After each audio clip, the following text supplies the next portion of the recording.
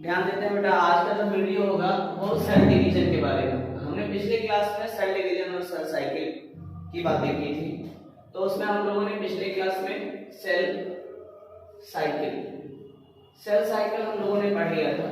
आज में जो बातें पढ़नी है उनका नाम है सेल डिवीजन। ठीक है, हम सेल डिवीजन को देखते हैं कि सेल डिवीजन होता क्या फटाफट से। ठीक, देखिएगा, सेल डिवीजन एक वह प्रक्रिया है जिसमें सेल पुरानी सेल से नए सेलों का निर्माण होता है। ठीक है ना, पुरानी सेल से नए सेल का निर्माण होता है। इस प्रक्रिया को हम सेल डिवीजन कहते हैं। ठीक, यानी प्री एग्जिस्टिंग सेल से न्यू सेल का निर्माण होता है। इस प्रक्रिया अब हम देखते हैं कि होता क्या है, और सेल डिवीजन को पहले किन किन नामों से जानते हैं ये हम देख लेते हैं। तो सेल डिवीजन को थोड़ा सा स्पीड कर लेते हैं। सेल डिवीजन को हम लोग सेल रिप्रोडक्शन के नाम से भी जानते हैं। सेल डिवीजन को सेल रिप्रोडक्शन के नाम से जानते हैं, या इसी को सेल मल्टीप्लिकेशन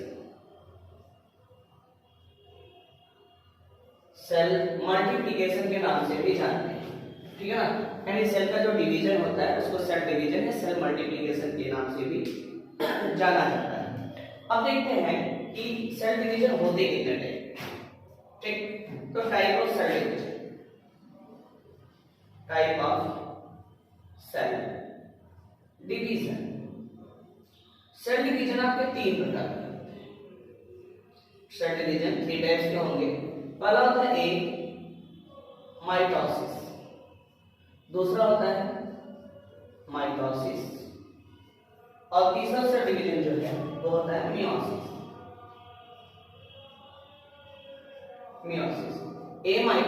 माइटोसिस और मियोसिस, ये तीन तरह के सेल डिवीजन हमें देखने के लिए मिलते हैं।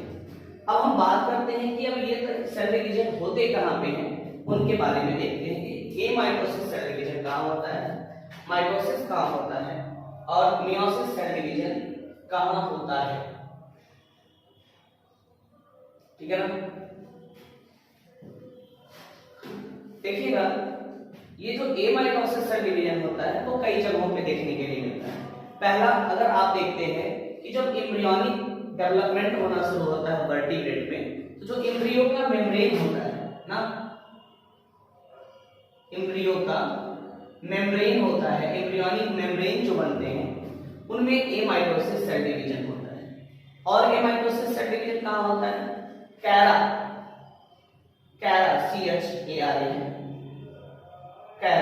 एक एल्गी होती है ना, कैरा एक एल्गी होती है, इसको स्टोन एल्गी भी कहते हैं। एक एल्गी होती है, इसके इंटरनोड के न्यूक्लियाई में माइटोसिस सेल डिवीजन होता है।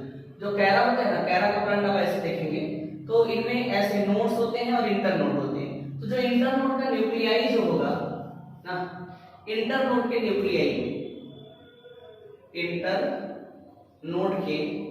न्यूक्लियाई में आपको माइटोसिस सेल डिवीजन होता है। और माइटोसिस का होता है, और माइटोसिस सेल डिवीजन बैक्टीरियाओं में भी देखने के लिए मिलता है। तो माइटोसिस सेल डिवीजन पूछता है कहाँ पे पाए जाते हैं। तो माइटोसिस सेल डिवीजन जो है वर्टिब्रेट के एम्ब्रियोनिक मेम्ब्रेन्स में पाए जाते हैं, कैरा में पाया जाता है, और बैक्टीरिया में पाए जाते हैं। और कुछ हमारे जो डैमेज सेल होती है, रोगीली कोशिकाएं होती हैं, कैंसर को छोड़ के, उनमें भी माइटोसिस सेल डिवीजन आपके होते हैं। दूसरा बात आता है mitosis cell division. Mitosis cell division जो होते हैं वो सोमैटिक सेल में होते हैं। सोमैटिक सेल का मतलब ऐसे सेल जिससे हमारी बॉडी, यानी ये सोमा बना हुआ है, सोमा का मतलब होता है बॉडी। ठीक है ना, तो जिससे सोमा बना हुआ है, जिससे बॉडी बना हुआ है, काया बना हुई है, शरीर बना हुआ है, उन सेलों में जैसे हाथ पैर स्किन, इन सब में पाए जाने वाले सेल जो है वो सोमैटिक सेल है। इनमें सोमैटिक सेल डिवीजन यानी माइटोसिस सेल डिवीजन होता है। माइटोसिस सेल डिवीजन को हम इसीलिए सोमैटिक सेल डिवीजन भी कहते हैं, सोमैटिक सेल डिवीजन। ठीक है, तीसरा होता है, इसको और इनके बारे में हम डिटेल में बात करेंगे। इनको हम लोग इक्वेशनल सेल डिवीजन कहते हैं। क्रोमोसोम नंबर क्या होते हैं, पेरेंट्स में और डॉटर में समान रहते हैं, मतलब इक्वल रहते हैं, therefore they are called equational cell division. Mitosis को कहते हैं, हिंदी में समसूत्री कोशिका विभाजन बोलते हैं। अब बात करते हैं मियोसिस। मियोसिस को हम लोग, मियोसिस जो है वो रिप्रोडक्टिव सेल में होता है, ठीक है ना। और इसमें क्रोमोसोम नंबर जो होते हैं वो आगे हो जाते हैं। जैसे पेरेंट्स में मान लीजिए 46 क्रोमोसोम है, तो इससे बनने वाला जो सेल है उसमें क्रोमोसोम के नंबर कितने हो जाएंगे? 23 हो जाएंगे। बनने वाले सेलों में क्रोमोसोम के नंबर कितने हो जाएंगे? 23, मतलब half of the parents chromosome. Therefore these are known as अर्धसूत्री कोशिका विभाजन। इस तरह के सेल डिवीजन को हम अर्धसूत्री कोशिका विभाजन कहते हैं। हम एक एक को धीरे धीरे लेके चलते हैं और बातों को थोड़ा सा समझिएगा, आसान है, समझ में आएगा, आना भी चाहिए। चलते हैं, बात करते हैं amitosis cell division. Amitosis,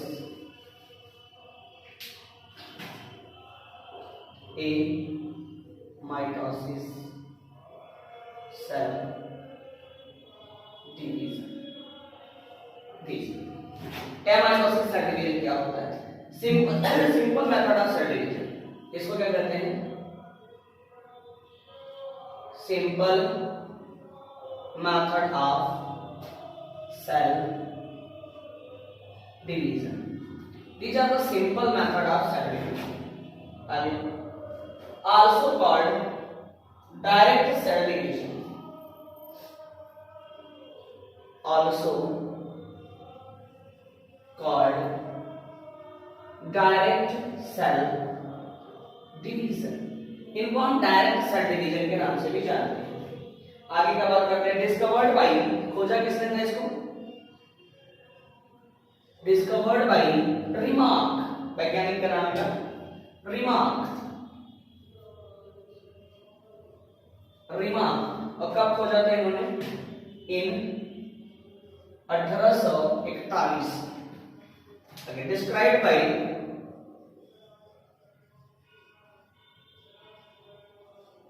describe किया था इसको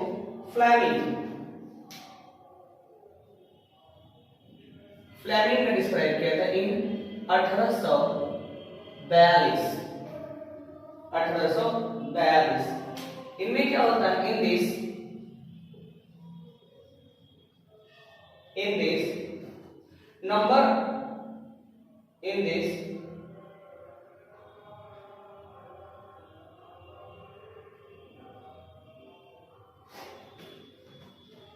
no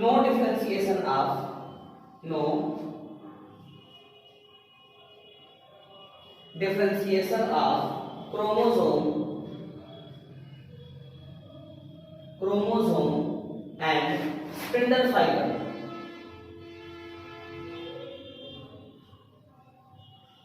स्पिंडल फाइबर और क्रोमोसोमों का डिफरेंशिएशन यहाँ पे नहीं होता है। थी ज्यादा simple type of cell division. इनके अगर एग्जांपल की बात किया जाए तो ये होते कहाँ हैं? एम्ब्रियोनिक मेम्ब्रेन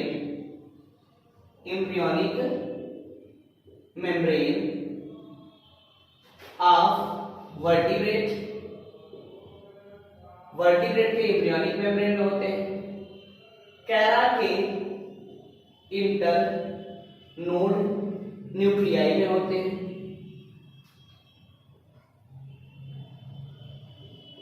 इंटरनोड्यूल न्यूक्लियाई में होते हैं। आगे बैक्टीरिया में होते हैं। कहाँ होंगे? बैक्टीरिया में होते हैं। ओके। और मेटाबॉलिक न्यूक्लियस ऑफ पैरामीशियम, एक और एग्जांपल इसका कर लीजिएगा। Metabolic nucleus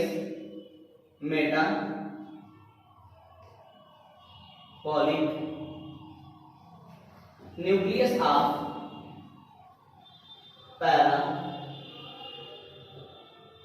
paramecium. Metabolic nucleus का मतलब होता है, ये अगर हम पैरामीशियम की बॉडी देखते हैं तो पैरामीशियम की बॉडी में हमको दो न्यूक्लियस दिखाई देते हैं, एक बड़ा न्यूक्लियस, एक छोटा न्यूक्लियस। छोटे न्यूक्लियस को हम माइक्रो न्यूक्लियस बोलते हैं, और बड़े वाले को बोलते हैं मैक्रो न्यूक्लियस बोलते हैं, या कहीं कहीं पे मेगा होता है। तो यही आपका मेटाबॉलिक न्यूक्लियस होता है, ठीक है। वेजिटेटिव न्यूक्लियस होता है। therefore these are called metabolic nucleus. और इसमें भी आपका एमाइटोसिस सेल डिवीजन। ठीक है। और जो माइक्रोन्यूक्लियस होता है गैमेटिक न्यूक्लियस होता है, वही पैरामीशियम के केस में गैमेट्स बनाने का निर्माण करने का काम करते हैं। तो ये आपको एमाइटोसिस हो गया, ठीक है। अब एमाइटोसिस के बाद बात आती है माइटोसिस सेल डिवीजन। डायग्राम अगर आप देखना चाहते हैं तो डायग्राम देखिएगा एमाइटोसिस का, यहाँ बनाते हैं, इधर उधर देख लीजिएगा, चार्ट डायग्राम आएगा। ये आपका एक सेल है, जब इसको डिवाइड करना होता है, इसका न्यूक्लियस जब डिवाइड करना होता है तो इसका न्यूक्लियस इलॉन्गेट करना शुरू करता है फर्स्टली, ठीक है ना, न्यूक्लियस इलॉन्गेट करता है, देन सेल के अंदर भी इलॉन्गेशन शुरू हो जाता है, जिधर से जिस डायरेक्शन में डिवाइड करना रहता है उधर के डायरेक्शन में ये फरो का निर्माण करना शुरू कर देते हैं और ये न्यूक्लियस दो भागों में करीब करीब बढ़ जाता है। और आगे जब ये बढ़ते हैं तो ये क्या करते हैं, पूरी तरीके से ऐसे दो भागों में बटे ही जाते हैं, न्यूक्लियस बढ़ चुका है और उसके बाद दो डॉटर सेल बना देते हैं, ठीक है, लाइक दिस। तो इस तरीके से ये डिवीजन करते हैं, एमाइटोसिस सेल डिवीजन से न्यूक्लियस का इलॉन्गेशन होना शुरू होगा, फिर थरो बनेगा और फिर फाइनली ये डिवाइड करके दो सेलों का निर्माण करते हैं। इधर एमाइटोसिस का डायग्राम देखेंगे, इधर की तरफ चलिए आगे चलते हैं। थोड़ा सा माइटोसिस, दूसरा आपका जो सेल डिवीजन है वो माइटोसिस सेल डिवीजन। इंट्रोडक्शन देख लेते हैं। Mitosis cell division, mitosis cell division दूसरा जो। अब देखिए माइटोसिस सेल डिवीजन में क्या होगा, क्या है, इट इज अ टाइप, इसको हम क्या क्या नाम से जानते हैं पहले ही देखिए। इसको हम ये पाया जाता है take place in somatic cell, ये हमारे सोमैटिक सेल्स में होते हैं। अब ये सोमैटिक सेल क्या होते हैं ये समझना है। सोमैटिक सेल जो हमारे लिम्ब में पाए जाते हैं, हाथ पैर में पाए जाते हैं, स्किन में पाए जाते हैं, जो जो बॉडी पार्ट हमारे बॉडी में पाए जा रहे हैं, ठीक है ना, रिप्रोडक्टिव सेल को छोड़ के जितने भी बॉडी पार्ट है सब सोमैटिक सेल, सब में सोमैटिक सेल डिवीजन होता है, ठीक है ना। सब में कौन सा डिवीजन होता है, सोमैटिक सेल डिवीजन होते हैं।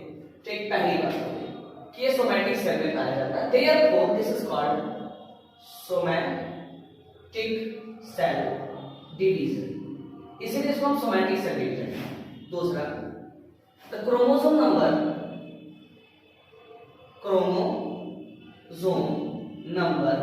Are equal to parent cell ना, पैरेंट सेल के इक्वल होता है chromosome number, so called equational cell division, equational cell division. इनको हम इक्वेशनल सेल डिवीजन कहते हैं, somatic cell division, equational cell division कह दिए और सोमैटिक सेल डिवीजन कहते हैं। अब और बात करते हैं, इनमें एक सेल से ना, एक सेल से दो सेल का निर्माण होता है, एक सेल से दो सेल का निर्माण होता है। जैसे माइटोसिस में एक सेल से चार सेल का निर्माण होता है, वैसे ही यहाँ पे आपको एक सेल से दो सेल का निर्माण होता हुआ दिखाई देता है, यानी। अब आगे बात करते हैं इनकी कुछ हिस्ट्रीज के बारे में, किसने खोजा, कब खोजा, कहाँ खोजा। बोवेरी एंड फ्लेमिंग, ठीक है ना। देखो इसको ना प्लांट और एनिमलों में अलग अलग साइंटिस्टों ने खोजा। तो अब देखते हैं फर्स्ट, देखिएगा फर्स्ट ऑब्जर्व बाय, पहले ऑब्जर्व किसने किया था, स्ट्रैसबर्गर। First observe by